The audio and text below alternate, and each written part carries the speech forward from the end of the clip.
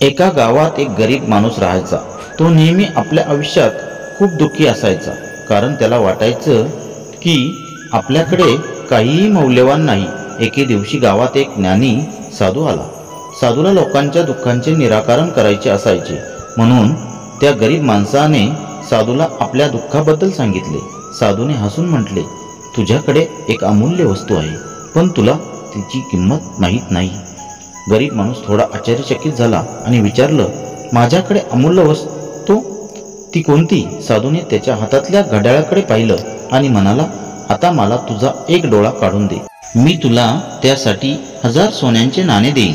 गरीब माणूस घाबरून म्हणाला, नाही, माझे डोळे खूप महत्त्वाचे आहेत, मी ते कधीच देणार नाही। साधूने हसून म्हटले, तू बरोबर बोलतोस, मग विचार कर, तुझं संपूर्ण शरीर, तुझं आयुष्य किती अमूल्य आहे।